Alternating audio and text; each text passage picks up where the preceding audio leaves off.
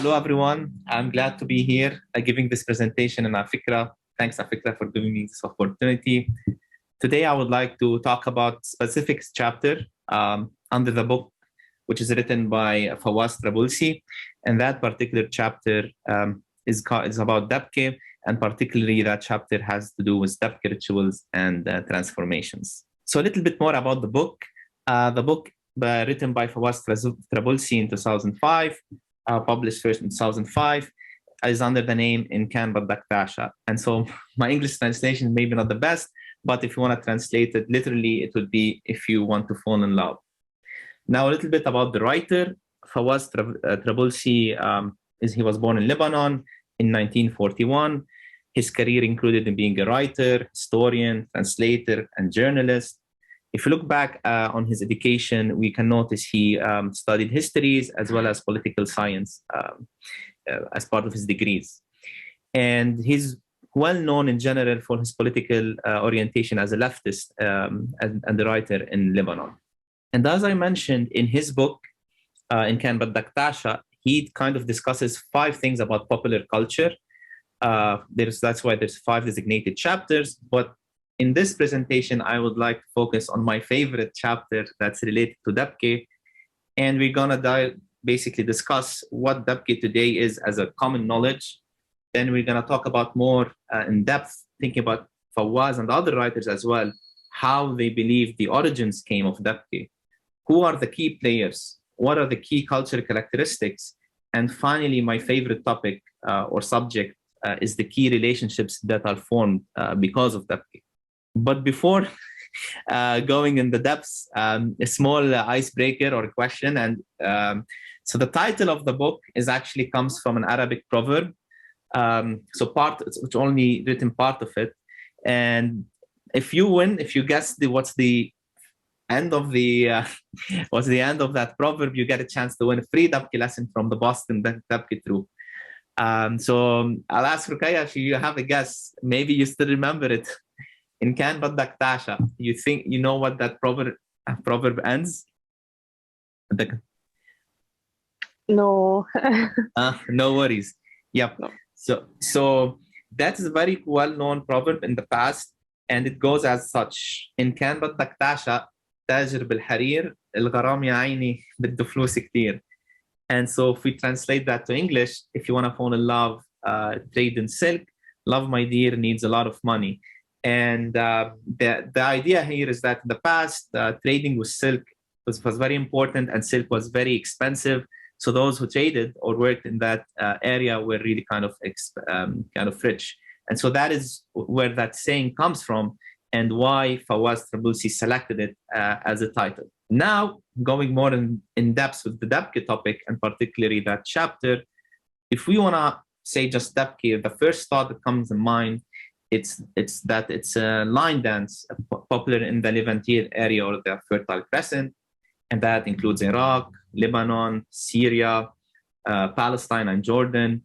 And it's well known that it's a group dance, it's a happy dance, it's performed in parties and weddings. So that is the general idea we get. If we delve a little bit deeper on the theories or the origins of Dabke, and here I want to mention that all these origins are actually theories.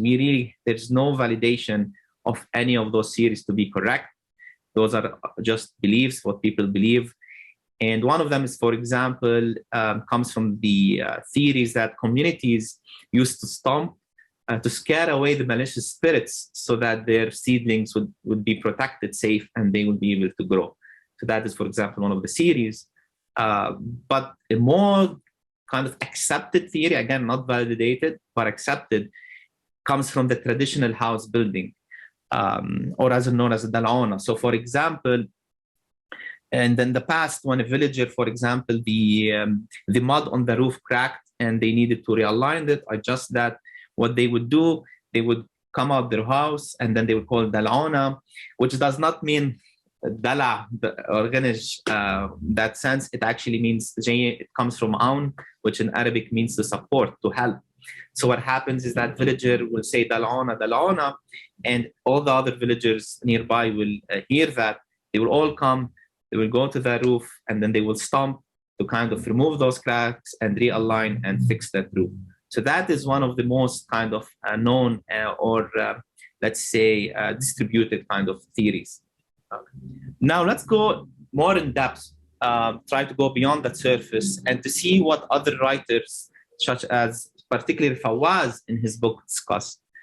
And so what Fawwaz is saying is that first we have to see that dance, or in that particular Dabke, which is a forum dance, was the first language spoken by humans. So it came even before any verbal language. And at the first, if we accept this premise, then we could first believe, for example, that Dabke was an act of happiness, or the dance was an act of happiness. For example, after, let's say, a period of rain or a period of drought, it rains, that is, people become happy because now the harvest can grow. And of course, dance could also be part of love and seduction, as we also see it in animals and how they courtship sometimes. It's an act of strength, an act of beauty to attract a mate. And so that is how it could maybe have started. And I really like Ernest Fisher's word to kind of describe dance or Dabke, which also is a part of art. He says that art was a magic tool and it served man in mastering nature and developing social relationships. And those are very strong words, particularly mastering nature and social relationships. So indeed, as we just said, those Dabke or dance could have started as an act of happiness, but then it also could have become an act of magic and wishing. So for example, if it's not raining, if there's a season of drought, then we would stomp or dance or act this happiness that would happen if it were actually to dance even before that happening.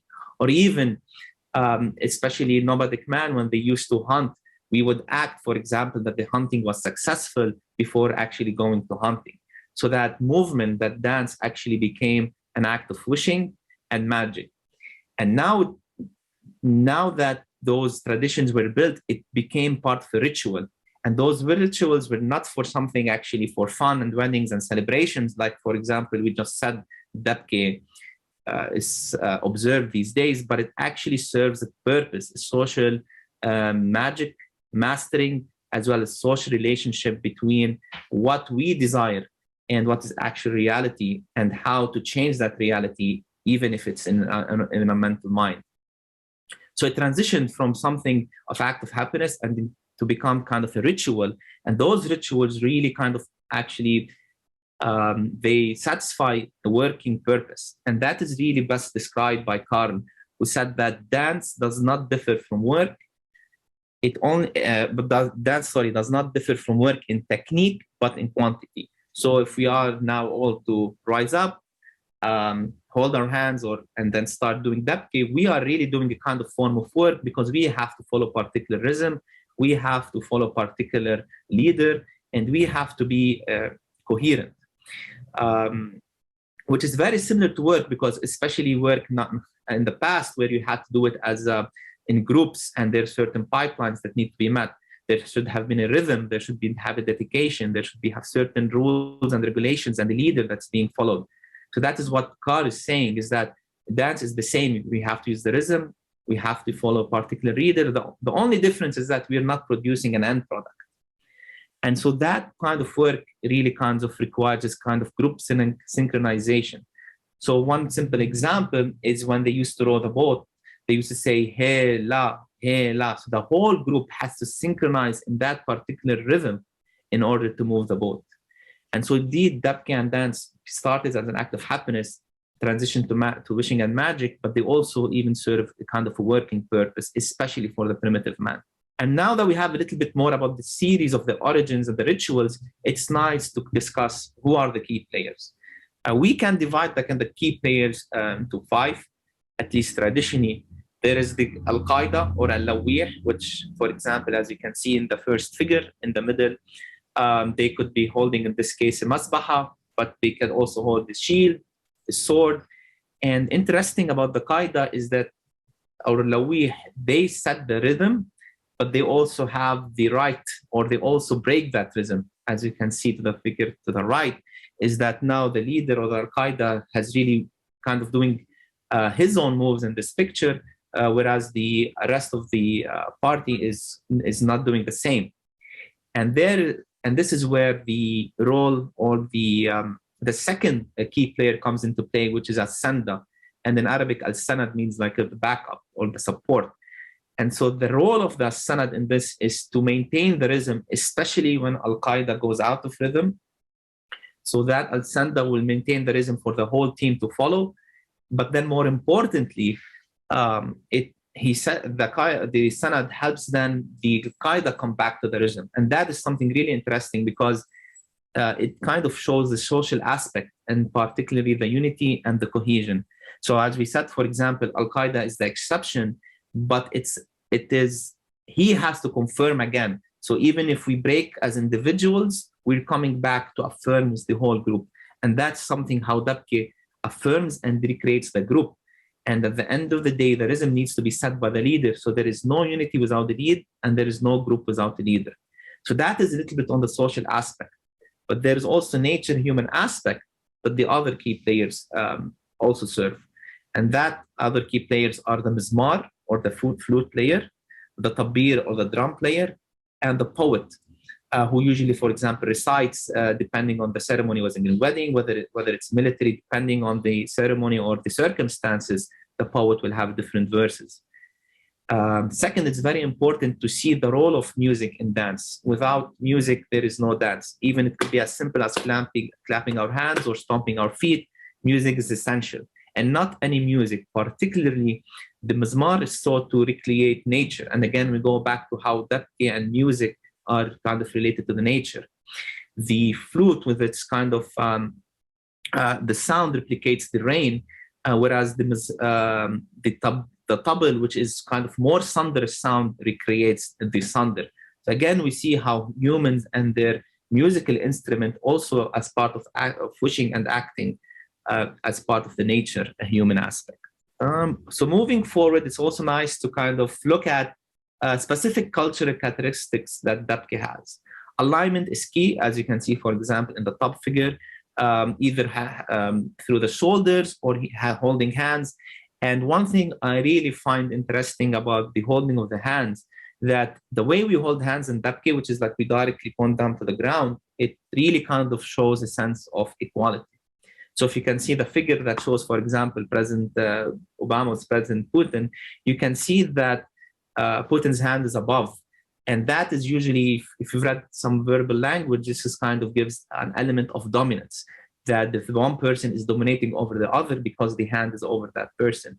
That is something interesting I've never thought about, but that is actually one thing reading about this book. Indeed, that was the case. The way we just unconsciously hold our hands in Dabke is kind of more about unity and cohesion and equality. And this also is more replicated through the circular shape that we do in Dabke. As we know in Dabke, we move from left to right. Again, we move from left to right mainly because time goes in one direction, but we're also repeating those cyclic repetitions. And as Fawwaz believes, it is time goes in one direction, but the seasons repeat. And that repetition also is important for identity, reassuring the identity. And as I was said before, the circular shape is very crucial because circular shapes is the most stable. It's the sign of justice and unity. And so that is why we have this kind of at least belief why the beauty of the circular motion comes into play.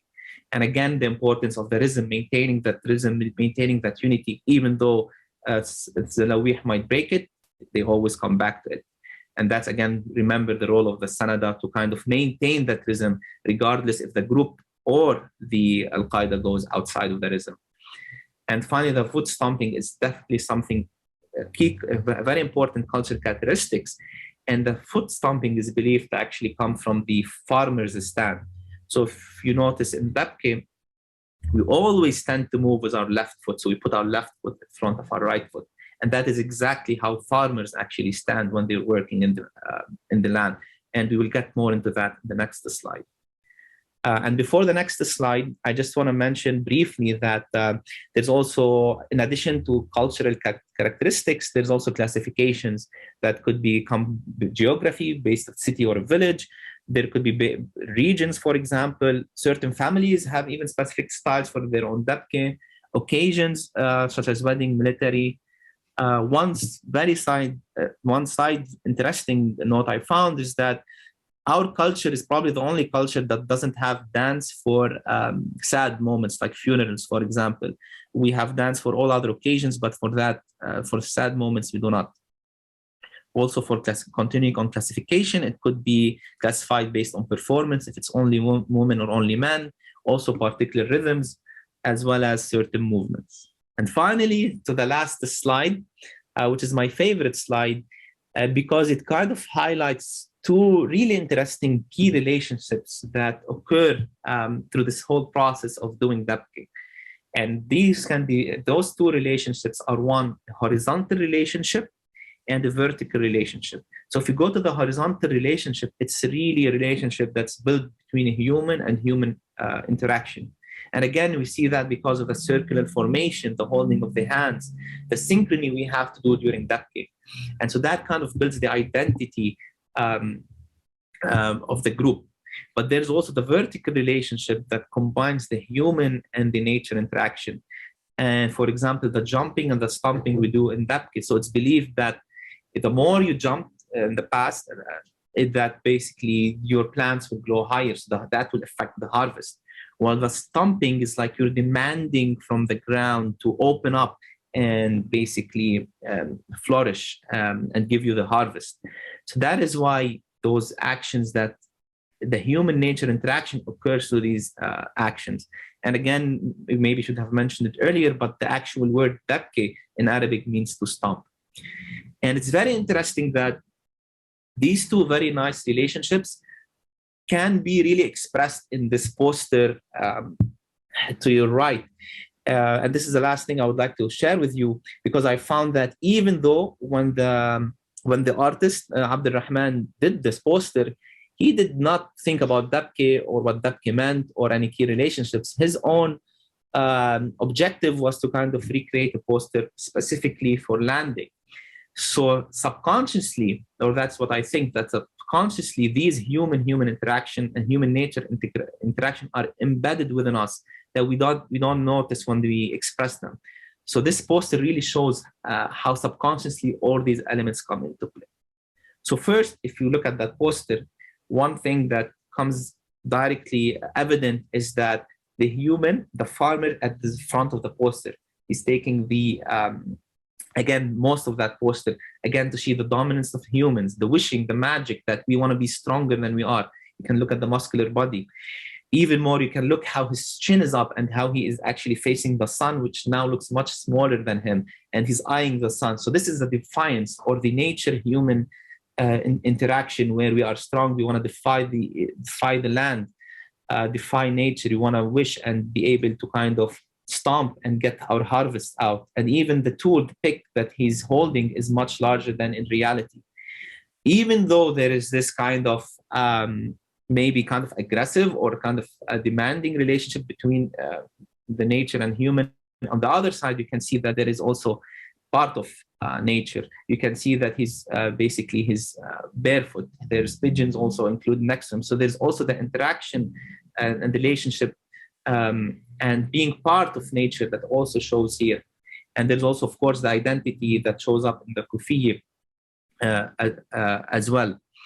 And so you can see in this poster how all those relationships between wishing, magic, between nature and the human interaction come into play subconsciously in this replication by Abdurrahman. I would like to end by giving a few options. If you're further interested, there are many online resources. One of them is actually another AFIKRA presentation by Zain. And there's so many, again, online resources. I just include few here. And it's very interesting, I would think, to look how Dabke really comes into play into resilience and social justice, as you can see in those two posters, for example. And of course, if you're in Boston, if you'd like to know more about the Boston Dabke Troop, feel free to contact us through Gmail or follow us on Instagram. And of course, most importantly, everyone can Dabke. So even at home, try to take that opportunity and Dabke. And with that, I would like to thank you all for listening. AFIKRA for giving me a chance to present. particularly Mo, my AFIKRA coach, and Ruqayya for helping record this talk as well as documenting it. Thank you. And of course, I would like to thank my Boston Dabke family and friends who basically provided me with so much nice memories in Dabke and made me interested to learn more about it.